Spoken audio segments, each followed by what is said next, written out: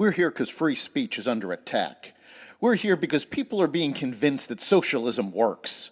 We're here because people are being judged guilty until proven innocent. We are fighting back with facts. This is not a safe zone, so buckle up, Buttercup. This is the raw, naked truth.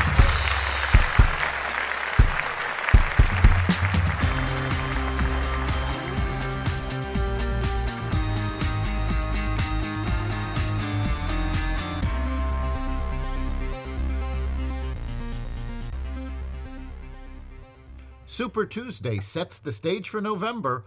More investigations into COVID and TikTok, and more. Welcome to the Raw Naked Truth. I'm your host, Eric Lopkin, and here's the news you need to know. President Joe Biden and former President Donald Trump nearly swept their respective primaries on Super Tuesday, including in delegate-rich California and Texas. But Nikki Haley won a surprise victory in Vermont's Republican primary, and a little-known Democrat, Jason Palmer, beat Biden in American Samoa's caucus. Trump called Tuesday an amazing night in his 20-minute speech, criticizing Biden's policies, while Biden made no speech and issued a statement. Nikki Haley is suspending her campaign after the results, clearing the way for a Trump-Biden rematch in November. Even with a third of the delegates doled out on Tuesday, not enough states will have voted until later this month for Trump or Biden to formally become their party's nominees. Meanwhile, in California, Representative Adam Schiff and former LA Dodgers star Steve Garvey will face each other in a November runoff to fill California's U.S. Senate seat, left open by the death of Dianne Feinstein last year. Schiff spent more than $12 million on ads attacking Steve Garvey, which actually helped Garvey by increasing awareness of the political newcomer and boosted his standing in the polls. Schiff is best known for perpetuating the lie of the Steele dossier against Donald Trump. The House Select Subcommittee on the Coronavirus Pandemic has subpoenaed former New York Governor Andrew Cuomo to testify on May 24th about his COVID-19 nursing home policies.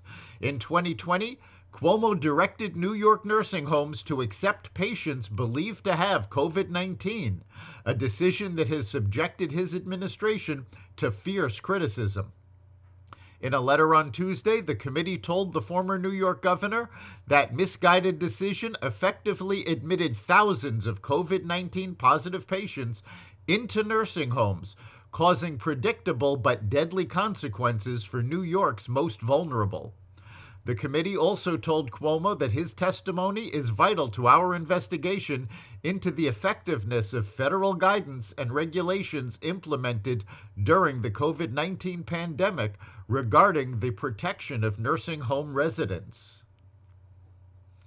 The Ukrainian war has spread beyond its borders. Ukrainian commandos landed in Sudan as early as last summer to help its besieged military ruler, who had been supplying Kiev with weapons, push rebel forces backed by Russia's Wagner paramilitary group out of the capital. The front line in the war between Ukraine and Russia now extends into Africa. With fighting in Ukraine at a near stalemate, a global battle over weapons and economic resources is taking shape as both sides dig in for a war that could last many more years. TikTok could be banned in the U.S. if China's ByteDance does not divest it under new proposed legislation unveiled Tuesday. It's the latest effort by congressional lawmakers to target the popular short video app. The bipartisan measure is being introduced by Representative Mike Gallagher, the Wisconsin Republican who leads the House Select Committee on the Chinese Communist Party, and the panel's top Democrat, Representatives Raja Krishnamurthy of Illinois. It is co-sponsored by a bipartisan group of more than 15 House lawmakers. U.S. officials have for years been concerned about the data collection practices and privacy protections of Beijing-based ByteDance.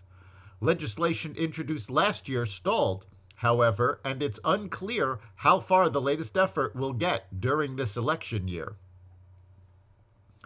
Democratic New Jersey Senator Bob Menendez was charged by federal prosecutors with obstruction of justice in yet another superseding indictment unsealed on Tuesday relating to a multi-year alleged bribery scheme involving the Egypt and Qatar governments. The 18-page indictment is wrapped into Menendez's existing charges already against him and his co-defendants, including his wife Nadine, for allegedly acting as a foreign agent and accepting hundreds of thousands of dollars in bribes to benefit the Egyptian government through his power and influence as a senator. The indictment comes after co-defendant Jose Uribe accepted a plea deal and agreed to cooperate last week. The charges on Tuesday also alleged Menendez committed conspiracy, bribery, acting as a foreign agent, extortion, and wire fraud. That's the Raw Naked Truth. You can catch every episode of the Raw Naked Truth at xvadio.com, the Apple Podcasts app, Google Podcasts, Spotify, iHeartRadio, Audible, Amazon Music, and other platforms that respect freedom of speech. We'll see you next time.